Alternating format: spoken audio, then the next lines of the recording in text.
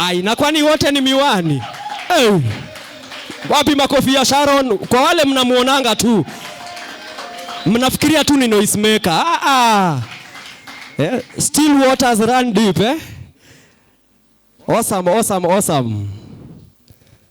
We have lovely, lovely, lovely ladies here, and all of them are mental health specialists, psychologists, so we are in very safe hands. Very professional people here. Kukona space ya mtu mmoja. Mimi nimejivolunteer. The other panelists, hey, ladies and gentlemen, DJ uko wapi? Oh, nilisahau nyinyi watu wa DJ Afro. Naam. It is none other than me, myself and I. Netha, wapi makofi ya Netha? Wewe wapewe point. Hizi team za mbele zipewe point.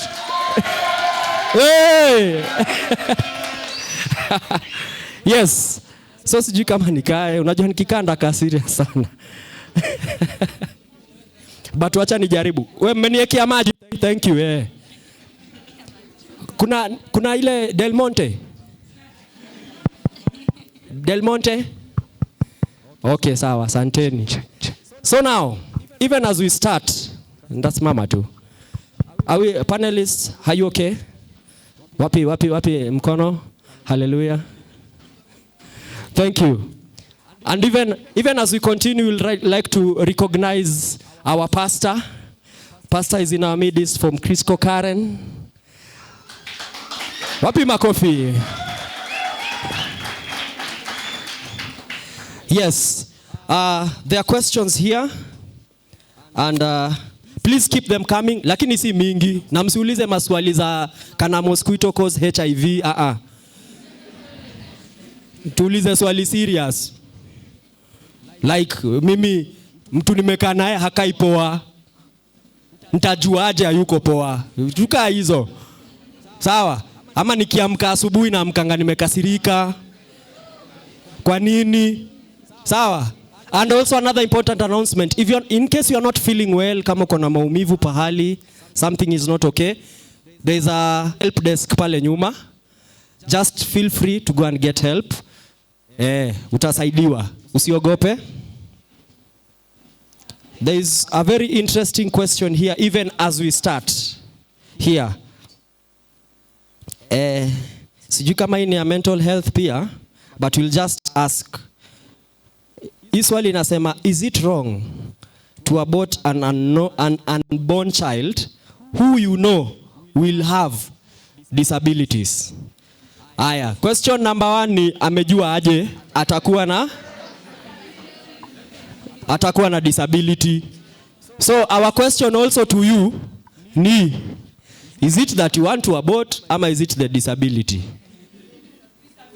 So pia, but that is a question. No question is bad. So that is a question. Is it wrong to abort an unborn child who you know will have disabilities? Kuna mtu anadai kutakolio story. Alafu tutakuwa tu precise. Nataka to handle as many things as possible. Si ndio? So is it wrong? Nimewapatia freedom. Mkikataa njo na allocate. Na make sure mics zinafanya.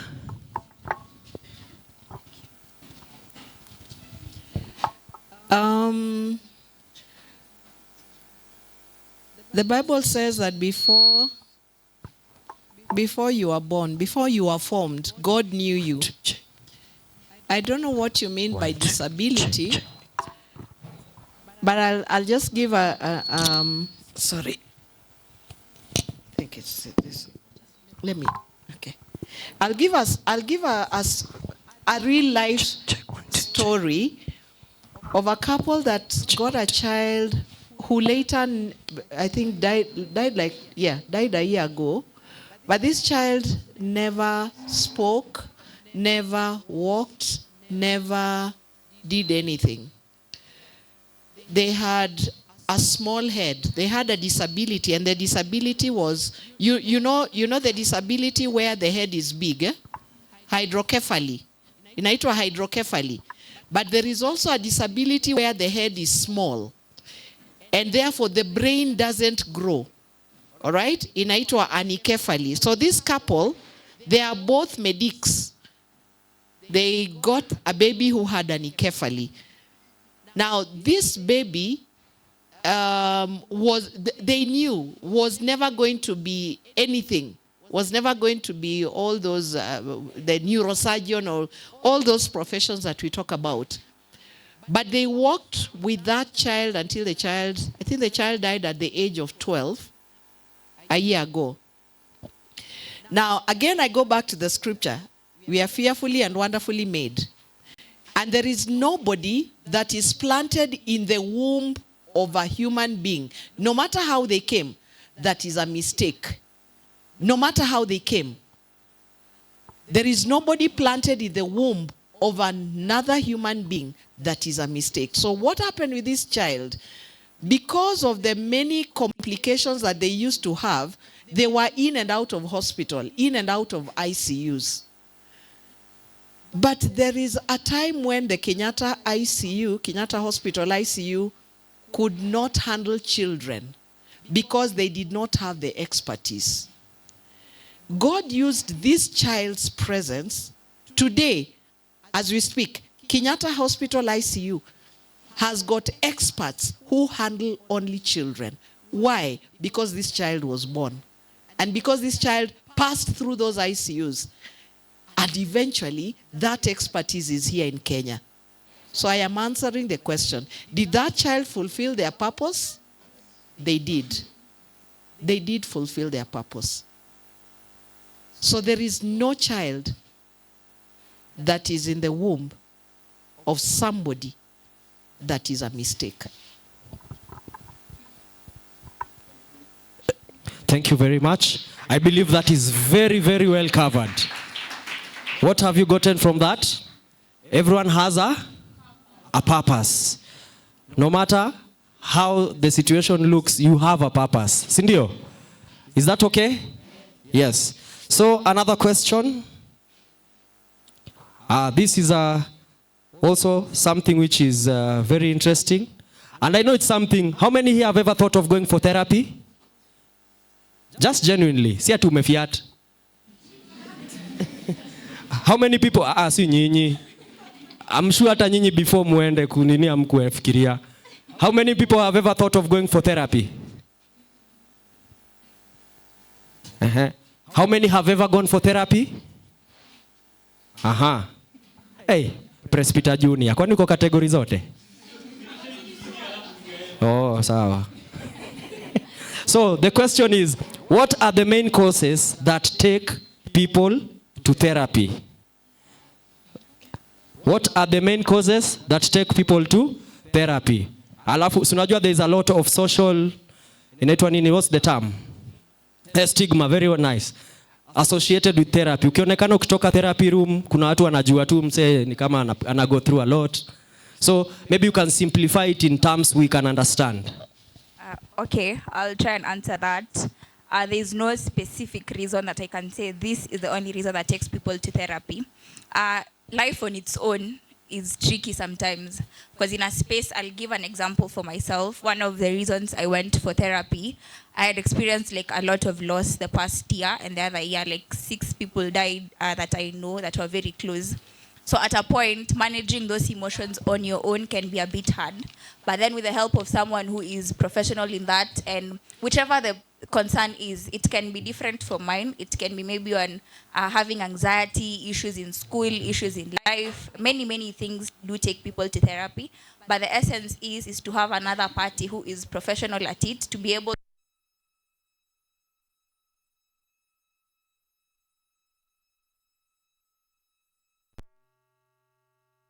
like another higher psychologist, if that's the thing. Sema daktari hajitibu, right? So going to therapy doesn't have a specific reason, but it is really important to help you deal with the various life challenges that might come along. I hope someone else can add to. Yes, you can maybe add. I can add something. Yes. Some of the reasons why or causes that people go to therapy is when you are unable to handle some of your life situations, or when you have reached your extreme measures. For example, for someone who has like tendencies of committing suicide and they do not have anyone around who can help them, then that can, enable them to go to therapy. Okay. Are you convinced? If you've reached your extreme end, and you don't have like any supporting people or environment, then you can reach out and go to therapy. Yeah, and by therapy, it can either be professional or anyone who has like sound mind that can either help you. Okay. Yeah. Yes. So the other question, what is therapy about? Like, what entails a therapy session? Like, unaenda tu unaongea, alafu unaambiwa it is well. Like, what is therapy about? Yeah. I'll try and answer a bit. I feel like therapy is more of like our relationship with God as well. Like when you go and speak with God and he gives an answer, it's more of like a conversation. If you have an issue, you go and say your issue, then someone helps you to identify or better come with answers or how you can cope within the issue you've said. So for example, my sister, I'd say she's my main therapist. So if I have an issue in life, let's say if I have anxiety or something is affecting me, I'll go to her and share my problem and she'll try and come up with solutions that will help me solve that issue. So for example, for teenagers that are here, if someone is experiencing bullying or maybe they have anxiety or depression, they can either go to their peers or their teacher and share the problems, and the teacher or the peer will try and see if they can come up with something that will help them manage that situation. So that in itself is therapy. So you can go on a professional level or amongst your peers or anyone who can help you. Anyone else who feels like they can chip in briefly? That's okay. You okay? I believe that's well explained. So therapy is not bad. For me, for someone like me, my first therapy session was forced. Yeah. But you know, when you go to study psychology, one of the main things you have to do first, like for me where I study, you first have to go for 3 therapy sessions so that they see if you're fit enough to study psychology. So that was my first session. And for me, my first session was very interesting because I just went. I like to be real. I just went, what brings you here? I said, I've come here because I was told to come here. So that's how mine began. But at the end of the day, she said something very important. It's like a conversation with God. So how did I begin my session? Tell me about yourself. And that is one question I believe I shouldn't have answered because it opened up a whole world. You can be surprised how tell me about yourself can open a whole can of worms and skeletons in the closet. Why? Unaweza sema, my name is Netha. And then they're more interested about your character, who you are as a person, your well-being. Kidogo kidogo utasema mimi by the muanga, I'm usually spendangi ujinga. Kuna zile vitu mtu usema anajiuza. Unaona zile vitu unaongeanga na maboys? Ati mimi spendangi ujinga. I love my personal space. Alafu psychologist atakuuliza nini? Tell me about your personal space. What is it about your personal space? Where? Anyway, that's just a brief about. And it's very interesting. Why? Because you learn more about yourself. Yeah. True. And one thing, as counselors do, they don't advise. They will not advise you to go do this. No, they'll just guide you.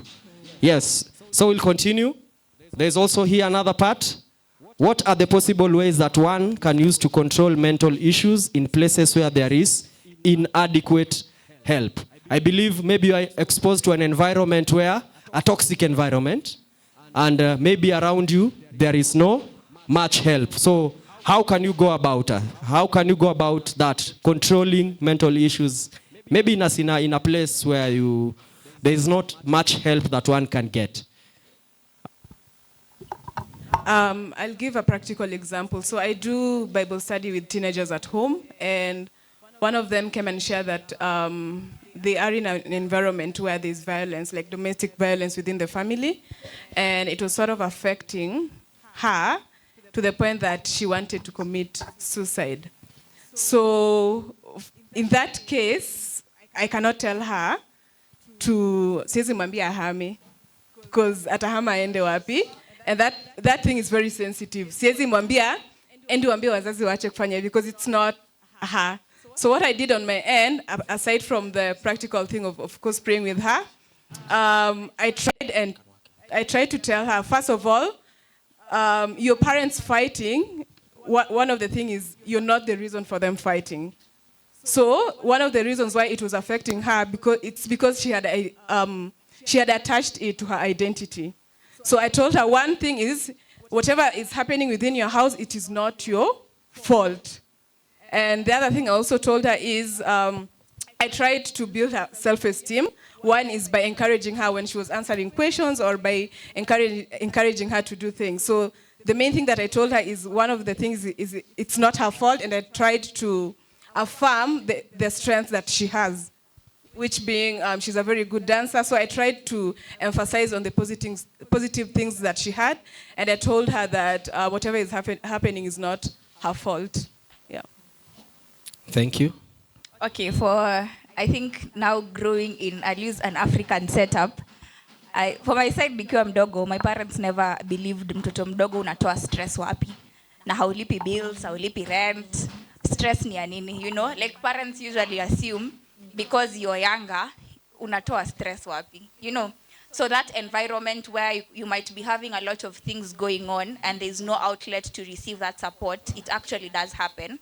But at the same time, now that all of us belong to churches and everything, there are people within the church setting that you can actually have a conversation with, especially if the problem inatoka from nyumbani, and you cannot tell your father, you cannot tell your mother, you cannot tell your sibling, because they'll be like, number one, they won't even understand. And then the aspect of you're having stress and issues. My parents, you can't tell you're having a mental health issue. Wako like, kwani umechizi, you know? That's the first thing. Like they'll see it as a big mountain. So that lack of support system, yes, it's there, but at the same time, kuna outlet that for me at that time, I think speaking to a few leaders from church really helped a lot, because there's a way they'll give you some certain guidance and counsel that itasaidia to reduce the problem. And at the same time, whatever you're going through in the setup, there's someone else who has an idea of it, ama knows about it. So sharing in a way releases the burden that you might have. So looking for an outlet in church, most especially to get sound some advice. But yeah, it is a bit more, it will help. Yeah. I think just adding to what they've said, and I'm glad that it's coming from young people. Church is a community. So getting into this community and identifying a resource person in the community is very, very helpful. And maybe also to say, for those that will be approached, confidentiality is key.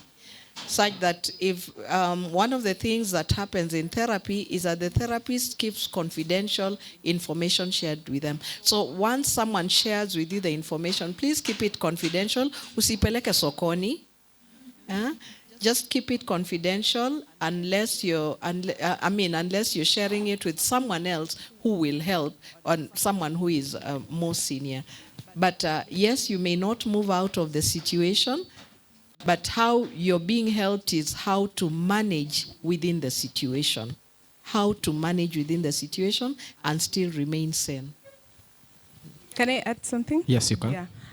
There's something we called coping skills. Mm-hmm. So for you, if you're in an environment where you can walk and where there are triggers, for example, if maybe violence is affecting you, you can take maybe walks in the evening. Like they've said, go find friends that speak positively in your life. Try and have enough rest. If you are so much into social media, ama TV, just try and have rest. Ama uko ukitembea, like si kwenda kuzurura places. But just take like walks, 20-30 minutes walk. Yeah, it can help you. Okay, thank you very much. I believe you're learning something. At the end of the day, I usually say, pick what you can. Invest, you are taking it. At one point in life, you will remember these things, and even you are maybe in that situation and you'll remember things that were said and you might practice some. And even with your friends, you might even find yourself helping your friends. Sindio? So you have friends who are going through this. Because it's funny, siku hizi mtaani ndio unapata young people ndio wanachizi, si ndio? Ama kwenye watu wako soba. 1 minute unaona msee alikuwa poa, the next minute mnashanga what happened. Scare someone depressed and all that because they don't have what? A support system, and they have not been exposed to environments like this where you can get help. The next thing we like to tackle, there are several questions here about, related with anxiety, and there's someone who's having a problem sleeping and they are sad all the time, and they are asking what might be the problem. I'll allocate that one. Sinyi wote tapatia mtu moja try to handle hiyo. And I think many people nowadays they are having trouble sleeping because you find watu wengi wanatumia dawa za kulala. Na Bible inasemanga God gives sleep to the beloved. Si ni Bible inasema, si mimi. Ni mimi tu nimewaambia kama reference. So first thing that should be a concern is if you are not sleeping well and God gives sleep to the beloved, it means there might be an issue. Maybe haujaifikiria hivyo. Juu unapata kuna mtu hata saa hii hapa camp, unapata mtu anakuambia mimi nimeshindwa kulala. Of course hatutasema adjusting to new environment. Kuna ile hata home someone is struggling with sleeping. So that can also be an issue, but this person is akona problem sleeping and they are sad all the time. Alafu there's another one asking, is there a cure for anxiety? What should I do when I become anxious? Alafu ameuliza huku mwisho, is it bad to be anxious? Aya. Sasa unaona hizo swali vile zimefuatana. Is there a cure for anxiety? What should I do when I become anxious? Alafu amemaliziana, is it bad to be anxious? I think ameona ni mbaya already. And then kuna, why does anxiety sometimes feel, kuna huyo anasema an interesting one. Why does anxiety sometimes feel the same as excitement? Again. And then kuna, how can I cope with both anxiety and depression from both sides of home and school? I think for now the big question also will be, someone might try maybe to break down kidogo tu what depression is, because we hear a lot about depression, sindio? But we like just briefly like, what is depression? Unajua me growing up I thought depression was a disease like malaria. Like utaenda hosi, shika dawa ya depression alafu upone. Now growing up I thought, and now is when I understood it's much more than malaria or just a common thing. So maybe one of our panelists will be able to help us. Like what is your understanding of depression? It is free, and then we'll handle hizo anxiety simeshika. Like you can just summarize in your own way anxiety, how to cope with anxiety, how to recognize anxiety or something like that. Lack of sleep, sini anxiety pia. But okay, they will help us. The floor is open. Okay, I'll handle the anxiety question and a little bit about the sleeping, lack of sleep. So at one point, a few of my siblings are here. I used to transnight proper. I sleep at 6, I wake up at 9. 6 a.m., I wake up at 9 a.m. I don't know, at that period, sleep haikuwa inakuja haraka. And one of the things, getting to discover my patterns, number one was a big influence on my social media consumption. There's something about when you're overly on your screen constantly, it affects your sleep pattern in a way. And then also how you go through your day, exercising, the foods that you take and all of that. Once you've been able to because you can stay, at that time I had to detox from social media for 3 weeks. no phone, no anything. If you wanted to, I have a Katululu, by the way. I bought it at that time for that reason. So if someone wanted to call me, they'll reach me via phone. But on social media, you wouldn't find me at that time, which was one of the things that actually triggered me lacking sleep, because I analyzed stress wasn't that much. But there's a way when you watching one series, episode 2, next series, the whole night, it's one season complete. The following day, the cycle continues.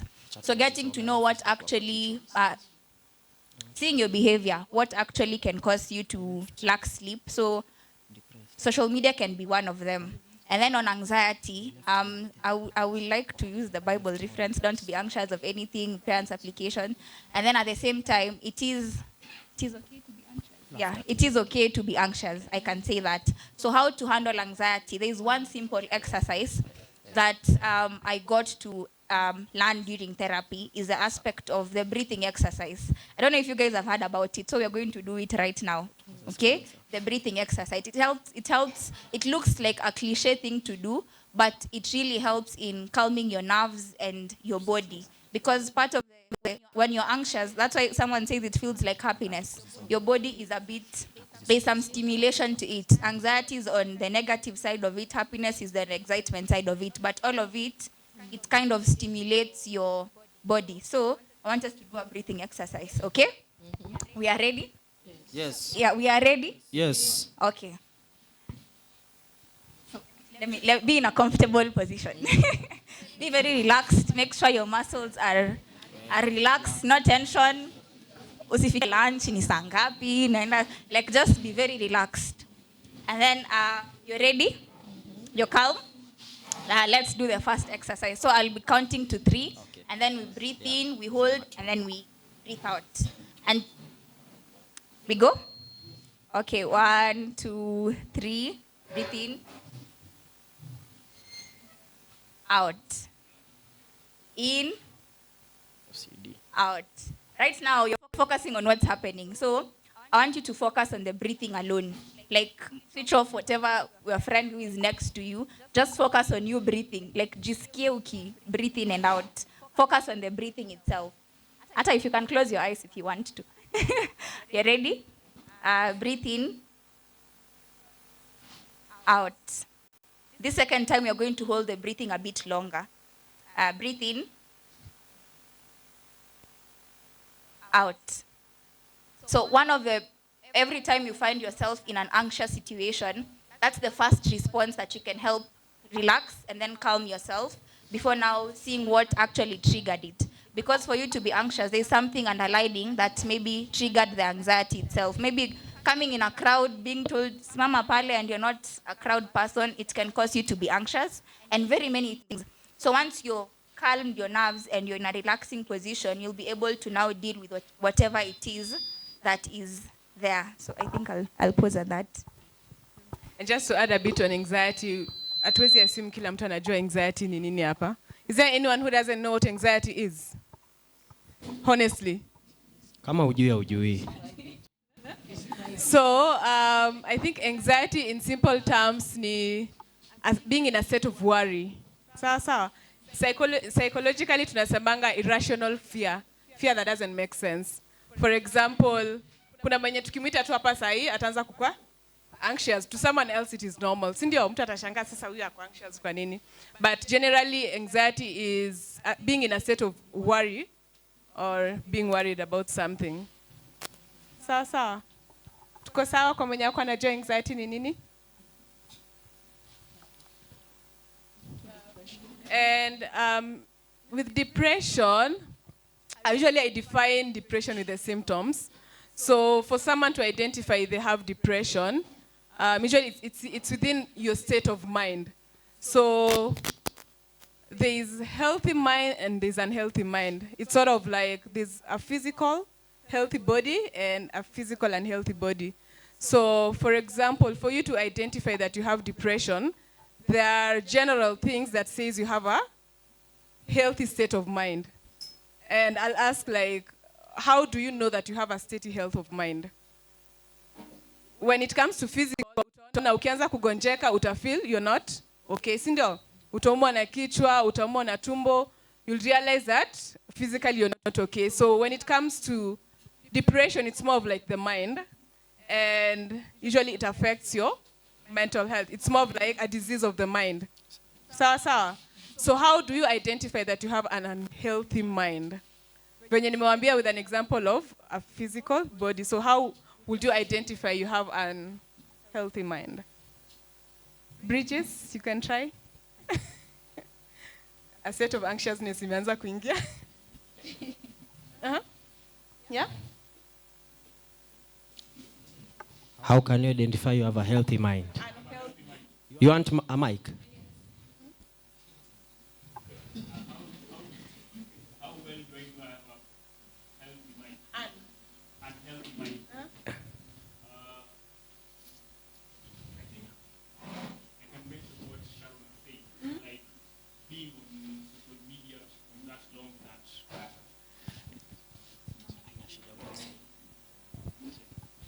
So I think probably Sharon, you've mentioned about social media, and the moment you get addicted to social media and you're not gaining anything from it, you are a consumer and you don't produce anything. So you end up losing a lot because there's a lot of content out there and it might alter how you think. Yeah, I think that might be one, that. Wapi makofi? Thank you so much. So depression basically is, usually depression affects your reasoning and your thinking, and it results to your behavior. So for someone who's depressed, one of the physical symptoms tunaonanga ni either they sleep a lot, they do not have any motivation ya kufanya kitu. Ukiambiwa ufanye hii, like hauna motivation ya anything, either to go to church ama ku hang out na your peers, you tend to isolate. So the first thing someone identifies when they have depression is isolation. You tend to isolate yourself from the world. Basically, uko in your own world, then it also affects your eating habits. Kuna wenye wana stress eat, kuna wenye hakuli kabisa. Then usually lack of sleep, isolation from others. Then extreme measures, it affects also like your heartbeat. Extreme measures, mtu anedanga baka hosi. They're wanakuwa diagnosed like na clinical depression, anaanza kupewa medications. So the early symptoms ni you either lack sleep, you don't interact with people as much, you have moods and stuff. So those are signs and symptoms of depression. But usually it's more of like a disease of the mind. And together with that, you'll find that depression and anxiety tend to go together, so that someone may be fearful of things that are not there. I mean, someone else is not seeing a reason why you're fearful. You're running away from what is not there. So there is the depression, there is the isolation. You are isolating yourself socially, but at the same time you are very anxious, very, very fearful. Very fearful of what people are thinking, what people are saying, and just fearful, generally very fearful. Maybe this is where you find that the spirit of fear seems to take over when someone is in that state. Okay. Thank you very much. I believe that is very well said. So what are we saying? Have you learned something, even if brief, about depression? Tumelan? You lack motivation if you have depression. Yeah. Are we learning something? Tumeget kitu? Like now you can, when you hear something like depression being mentioned, anxiety, like you can understand, at least you can have a clue about what it is, indio? But it is a serious what? A very serious mood disorder. It basically affects your moods. It affects the way you feel, the way you think, a lot of things involving you as a person. Sawa? Tuko pamoja? Okay, now we will try. What I'm trying to do, I'm trying to just usifikirie sitasoma swali yako, because most of the questions you find they are interrelated. So I'm just trying to so that we cover as much ground as we can to just combine some of the things which are related. Si ndio? Sawa? Just naona kama hizo za anxiety, most of them were around anxiety. Si ndio? Are we together? Are you enjoying? Good. Haya, hapa kuna kitu mzuri hapa. Why do some parents blame their children for their misfortune? Is it our fault we are the way we are?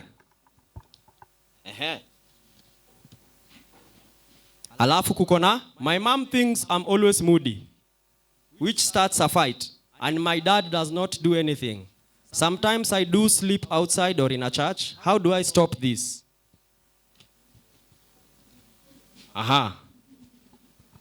A very important one also. This is about childhood trauma. How do you pinpoint your childhood trauma? How do you pinpoint your childhood trauma? Is it bad to be a perfectionist? I think this is what was being mentioned about OCD, something to do with OCD, obsessive compulsive disorders. Is it bad to be a perfectionist? Hapa kuko na ingine, sijui huu ni kama nini? Hakuongeleshwa. What makes young people not talk with each other? They are silent all the time. They want to interact. They want to interact with each other, but they can't interact. For those people maybe who are wanapenda tu kukaa peke yao, I think this is something to do with that. And then there's also something here again about the family. Having challenges in the family, can it affect our youth age mentally? I assume you're saying if you're having challenges in the family, if it can affect you mentally. So I think that's with that batch. So hapo kuko na, I don't know if you have picked one or two things. Kwa hizo kuna childhood trauma. So briefly unaweza tuambia, what do you think childhood trauma is about? Kwa nini unasikia what childhood trauma? What is it about? Can you repeat the question on childhood trauma? Acha nitafute. How do you pinpoint your childhood trauma? Childhood trauma, kama mimi nilirealize nilikuwa na a traumatic childhood. And you know how I realized? I was interacting with some children and they asked me a question. They were like, hey Netha, hey, can you tell me one fun moment you had as a child? Like one good experience you had as a child. I don't know if they said one. But najua mimi nilistruggle kupata moja. Juu nilikuwa nakumbuka experiences mbaya. Nilikuwa nakumbuka kuchapwa, nilikuwa nakumbuka shule kuchapwa. Mwalimu kuniambia ushikangi kitu. Mwalimu kukuambia wewe ni those are some of the experiences. So those are some of the childhood that lead to childhood to having traumatic experience. A childhood, and some of us it may even involve our parents, our guardians. Si kuna mtu ameuliza hapo about a parent and a challenge, is the issue with them as a child? Are they the cause of the issue ama walikuwa tu hivyo? So there are some of the things that involve childhood trauma, and that's some of the things also which give us also things like anxiety. When you grow up, you find that you're very anxious. Affirmation, like growing up, I mean, you realize pia sikuwa nakuwa affirmed. What is being affirmed? Like someone just telling you you have done well, you have passed your exam. Unajua si tukigrow up ilikuwa hii marks najua unaweza pata zaidi. Najua unaweza pata zaidi. Maybe that time all you need is that, well done. You have really improved. I can even reward you for that.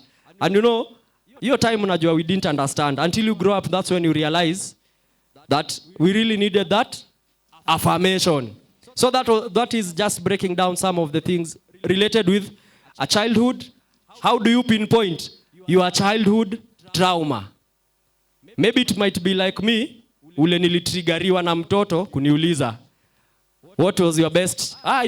They asked me, what was your best childhood moment? Hata niliwaambia ndawarudia na hiyo jibu na sijawahi rudi na hiyo jibu. But I told them, I explained, I just told them, funny thing, I've just realized I don't have a specific moment that I can highlight as my best childhood moment. Hata ukiwa mtoto, ukienda supermarket unataka kununuliwa hii unaambiwa tembea uko mbele. Usiangalie nyuma. See that mama See, that is a traumatic experience, childhood memory. So you'll remember it. Si ndio? Ama church, mimi kama nilikuwa nachukia picha. Na hizo siku lazima usimame kwa hiyo portrait. Babangu alikuwa ananipeleka huko behind the scenes kwanza ananiongelesha. Si unajua kuongeleshwa ni nini? So ukiona hizo mapicha mingi huko na unaambiwa smile. Ni ile smile hot and sweet. So that is a traumatic childhood experience. So that is what basically something like this. So how do you pinpoint your childhood trauma? Basically you have to figure out what you are going through now, the challenge you are going through now. Is it anxiety? Now you have to figure out, where did this anxiety come from? If you have fear, where did this fear come from? Kama unapendanga, in fact, some of you are inclined to boyfriends and girlfriends who just affirm you. Wewe unapendanga tu chali anakuambia unakaa poa, ama unapendanga tu chali like anakuambia good things. That is one way you can. Anaweza kuwa toxic. Lakini just because anakupatianga affirmation, nayo. Like you think this is the best thing that ever happened to you. So that is also one way you can be able to pinpoint a childhood traumatic experience, because it's related to what you have gone through. Are you together? Yes. Yeah. So I think you nimetry ku si hapo nimewasaidia panelist. I'll try and touch a bit on childhood trauma. Yes. So for trauma, I think it's something tragic or anything that has affected your either character or personality. So there are normal, let's say, baseline on how someone is supposed to grow up. For example, by the time you're an infant to an adult, there are milestones you're supposed to have achieved, and there's something in the society that is called normal behavior that you're supposed to have. So when they're affected, or there's a if there's a challenge in such, if there's a challenge in you that affects your normal behavior, or you achieving your milestones, hapo ndo utaanza kujua there's trauma in it. So for example, for someone who is a teenager, and there are milestones that you're supposed to achieve as a teenager and you haven't, or maybe ulikuwa unajaribu ku achieve, then someone mentioned something, or either your parent or a teacher or your fellow peers, hiyo kitu inaweza ku affect. For example, during your teenagehood, it's the stage where you get to try and find out who you are. You try, and that's where your identity comes in. So for example, mtu akuje hapa then aongee kitu then akue bud, ama watu wamongeleshe vibaya, that can be the first trauma and his experience kwa life yake. So for example, akiambiwa hivyo, that can affect next time akitaka kwenda mbele ya watu, anaweza kuwa shy, ama inaweza affect personality yake in a way that the next time ako in a crowd, hata ienda mbele ya watu, ataanza kukua like an introvert and probably hakuwa hivyo. So unapata when we are growing up, even as children, mtu ameraised up in a family where you're not allowed to speak. In our African culture, you're not allowed to speak or air out your opinions. Unapata growing up as an adult, children are very expressive. So unapata because you're very expressive and maybe your personality ilikuwa ya kukua speaker, umekuja ukanyamazisha, ukamwambia nyamaza, toka nje, uende ukacheza huko nje, like wamekufinyilia in such a way that when you come mbele ya watu or you're in a space where you're supposed to speak, hauwezi ongea, inaanza ku affect personality yako. So you can identify your trauma by the milestones that you're supposed to hit and you're not hitting, even as an adult. Unapata as a youth, for example, for people who are going to college, as simple as wewe kwenda tu shule kuuliza stories za admission, unaanza kukua fearful. Yeah, that is a normal thing in Kenya. Unafaa kuwa unafanya. As an adult, ukiambiwa kuja hapa mbele ya watu, uadvise watu, you start being shaky, you start questioning who you are. So you can identify your trauma by the milestones you have achieved, by your behavior as well. So is your behavior normal? How do you respond to situations? So that is one way, some of the ways where you can identify your trauma. Kuna mtu mwenye akiona mtu akishutiwa, it's normal. I remember I grew up in Kibera and I experienced post-election violence. So hiyo time nikiwa mtoto niliogopa, but as an adult tulikuwa tunaongea stories za mtu kuliwa tukicheka. Nika realize it's not like that. Was my trauma response. My trauma response was humor. but realize me experiencing such things cause trauma in me that anytime I experience violence or anytime I experience something that is tragic, my immediate response ni humor. So how you respond to situations, how you behave, itakuonyesha kama you have a trauma, like kama ulikuwa na trauma ukiwa mtoto. I don't know if I've answered that.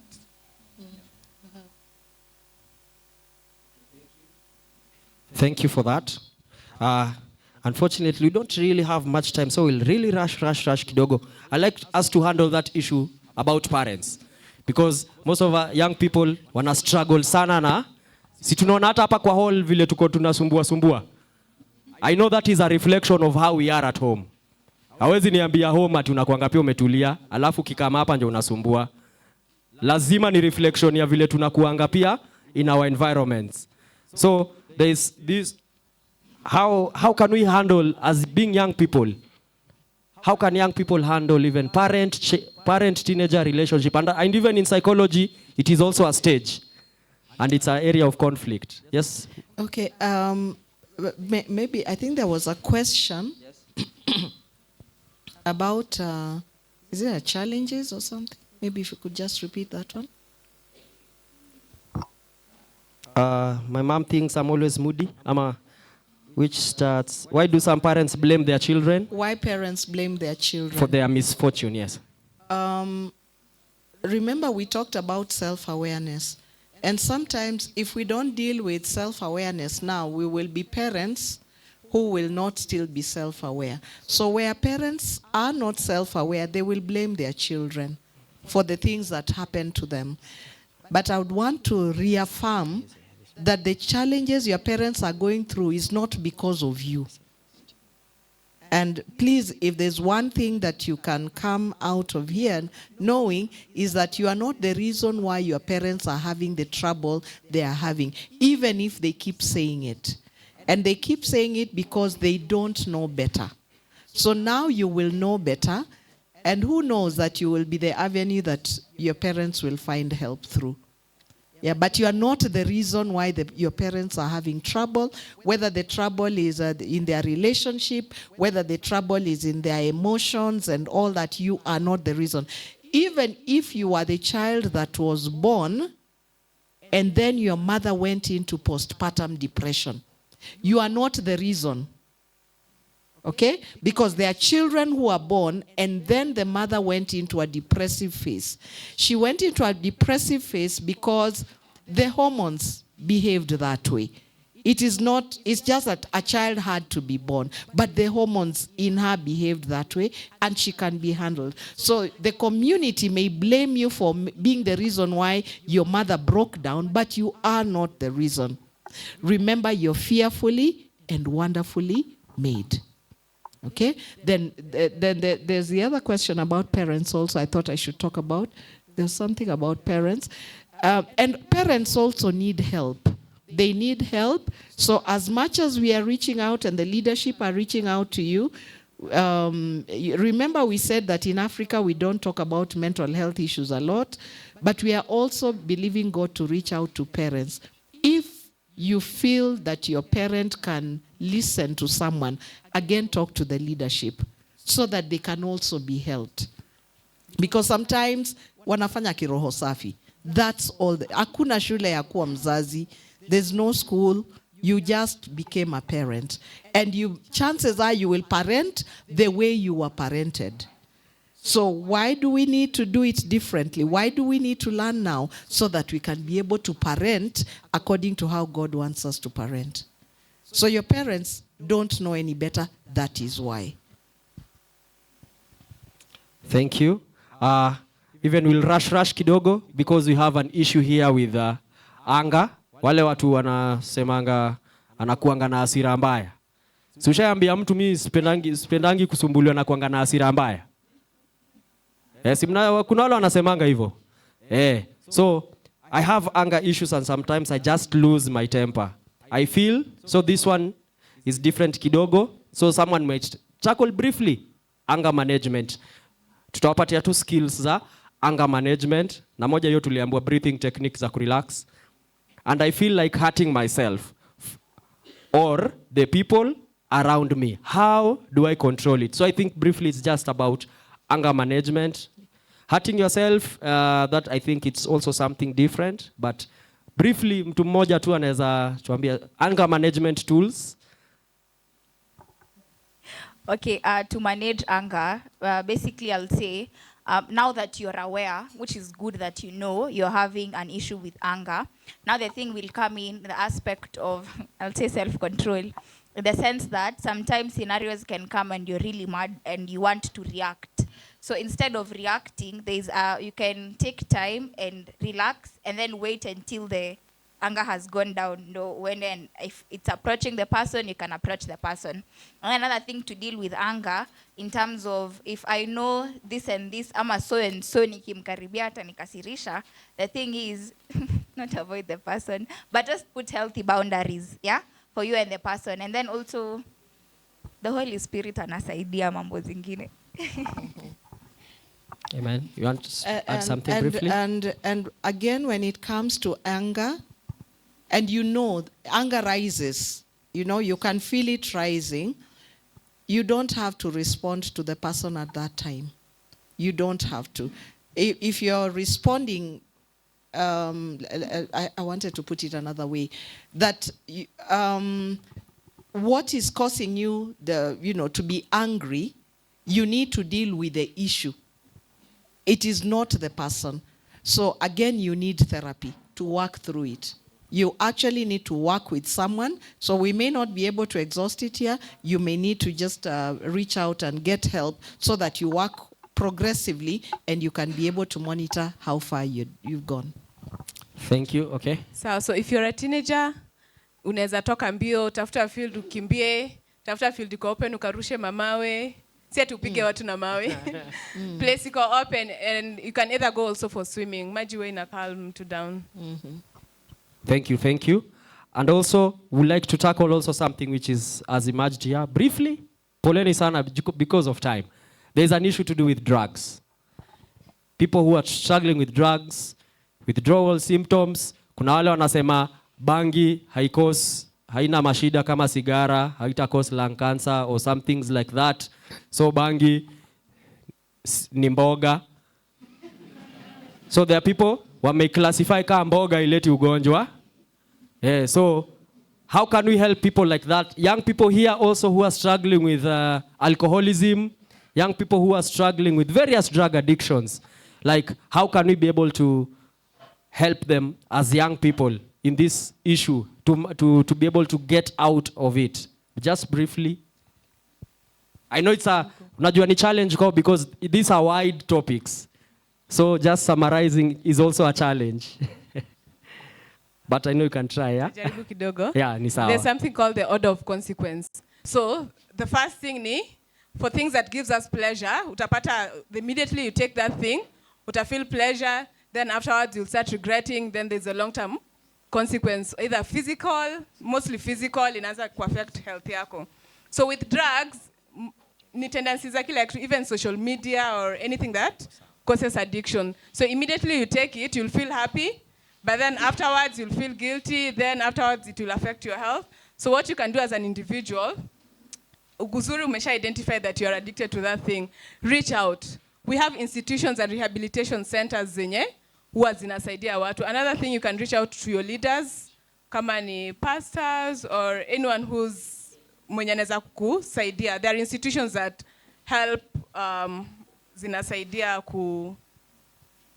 when you're addicted na drugs. Another thing what are the circumstances gani huwa zinakutrigger uchukue hizo drugs. So for example, if it's depression or if it's vitu zenye watu wanasema, make sure una avoid hizo vitu. Ni nini inakufanya uchukue drugs? Is it low self-esteem? Is it ni friends wanataka mkue high pamoja? So look at the triggering factors zenye zinafanya uchukue hizo vitu. Then look at the order of consequence. Avoid such drugs, first of all, maybe with friends wanaweza kukutenga, waone ni kama wewe haujui kenye like wewe you're not cool enough. Utafeel ni kama umetengwa na friends, but then after umefeel umetengwa na friends, the next consequence itakuwa nini? You'll either feel bad about yourself, utaanza kujiquestion, but the result is you'll become healthy and you'll have better life choices. Sawa sawa. So when you are taking something, look at the order of consequence and try look for institutions and people who are amongst you when you wanaweza wasaidia. Okay, thank you. I believe pick two hizo. And again, what I'll just like to encourage us, if you have an issue which is really troubling you, I believe our team will be here. Can come to us as well. Mom will be here before she goes. She'll not, of course, sleep. Please, just make a point. Hakuna aibu. Just make a point to just go, share out what you are going through, what you're feeling, and I assure you, you'll get help. Be it drugs, be it any experiences, akuja ulizeo swali yako haraka basi. Nimekupatia chance. Na isikuwe swali refu. Iko swali fupi na refu. Mimi ndio na determine.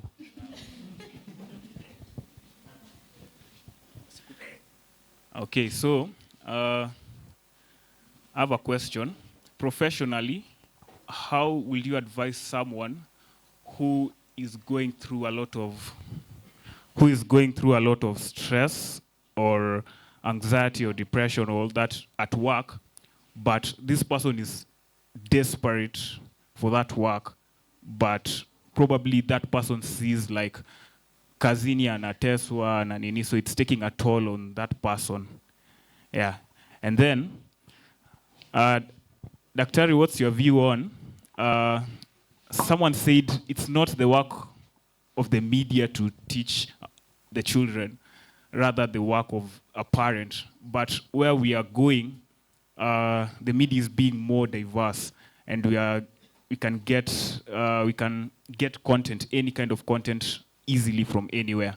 So what's your opinion on the growth of mental health and media diversity? Thank you very much. Thank you. I'll take the last one first.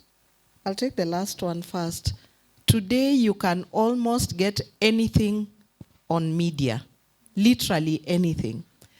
The only thing that you will miss is that human contact. Because, and that human contact is why God put us in the families he put us in. Because when all the friends are gone, when there's no bundles, we remain with human contact. And I would want to encourage us as much as possible. Please do not burn your bridges with your family. You will need them. You will need them much more. It is said that before the age of 23, you didn't think they knew anything. But after the age of 23, you realize they know something. So that human contact, and I'll give another example. Just 2 days ago, a young person told me, she has been with all that social media and everything, content, very good.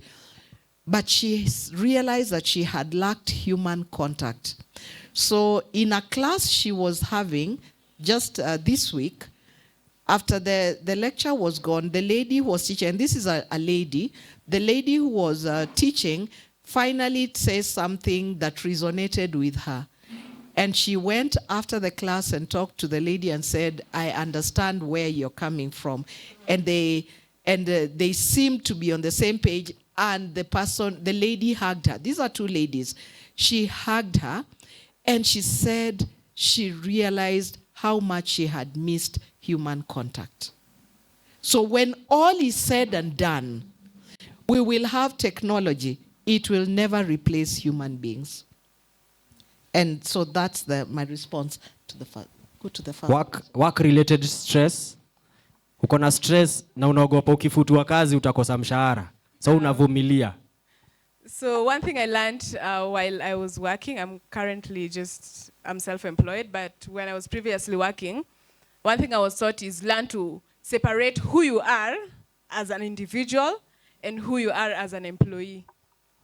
So our tendencies are, we tend to combine the two. So for example, if your boss comes and maybe akona stresses zake huko kwenye ametoka nazo, they come and lash out to you, you'll tend to attach it to your identity. And it becomes more of who you are. And as an advice, I learned to separate whatever they said, more of like a teachable moment for me to see what I can do as an individual and correct it, and just separate it from my own personal life and who I am. And another thing is guard your heart with all diligence.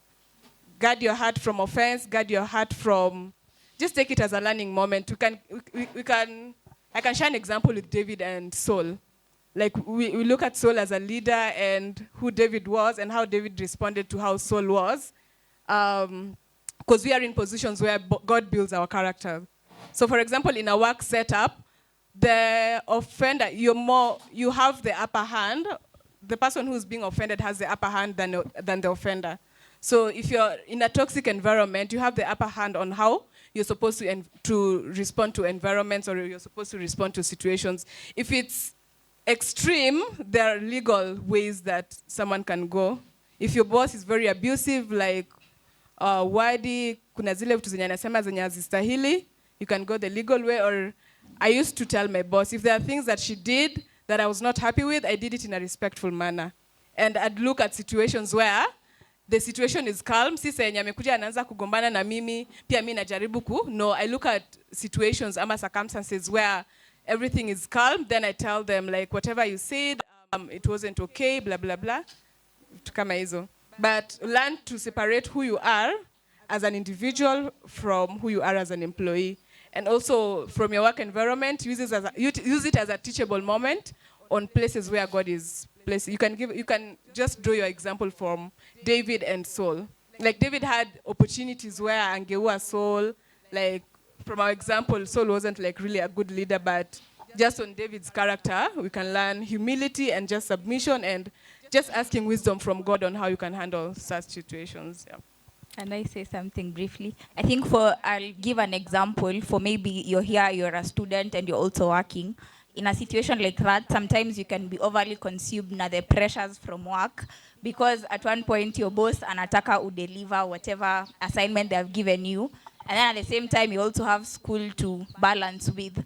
So also having a work-life balance helps. One practical way that I did, you can journal in terms of have a list of Sharon as an employee in a certain place, and then Sharon as a student, and then Sharon maybe as someone's family member, or whichever capacity you show up as. It will help break down the frustrations that will come from work and life, so that you get a healthy balance.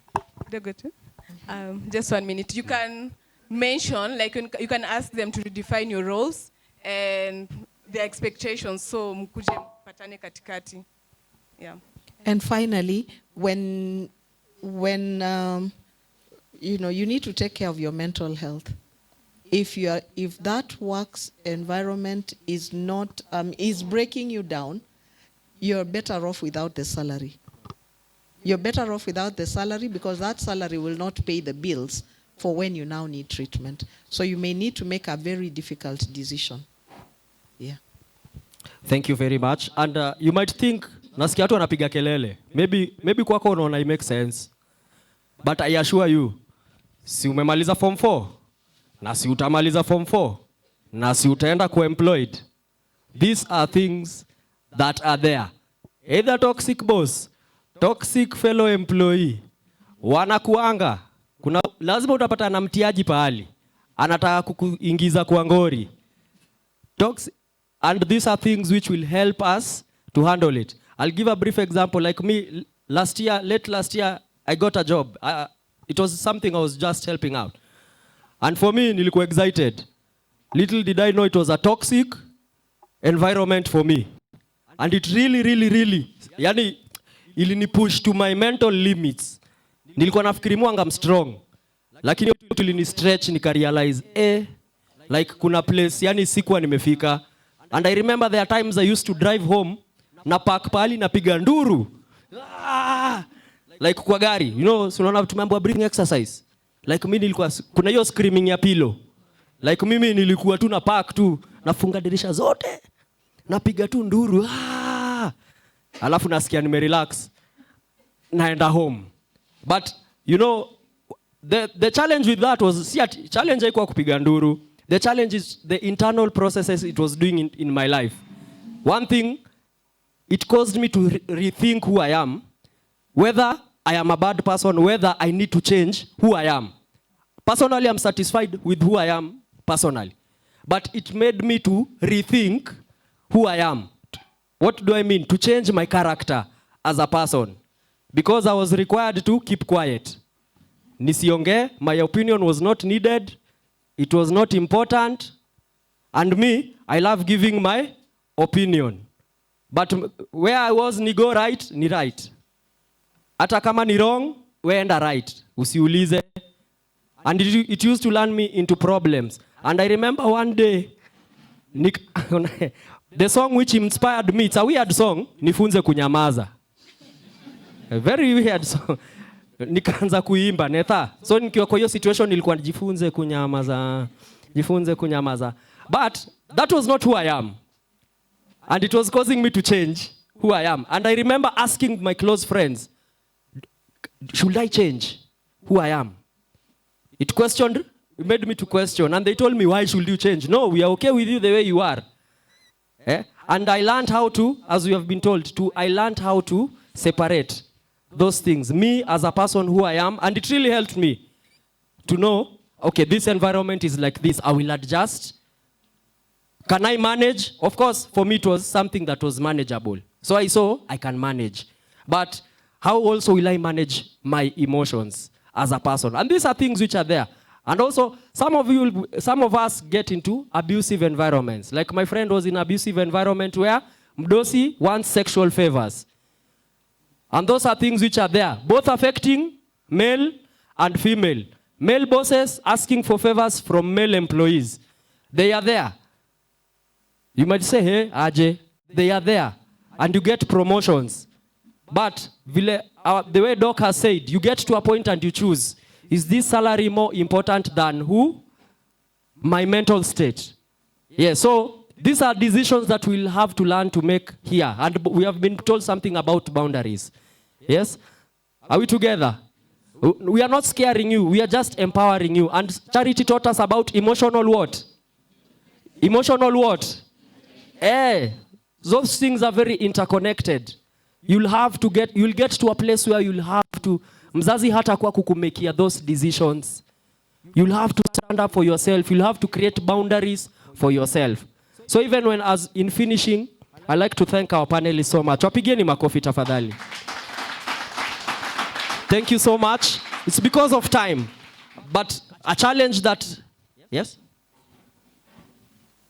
Okay. Final remarks, yes. I was just telling them to, I want to challenge our leaders also. Even in camps like this, we'll like to even set up a help desk or a help room for counseling, where apart from this, that it's a challenge I'm giving to our pastor. We thank God that he's here. And I thank God for Pasi because he runs with our ideas. Hatuambiangi wewe, nyamaza. He always embraces our ideas, corrects us when we need correction. So we are in safe hands. So our challenge, we'll get a team like this where they can be able in a separate room, hata kama itakuwa imefichwa pahali hautaonekana ukienda, where you can just go and pour out your heart. Because that is also ministry, sindio? It's also ministry. Yes.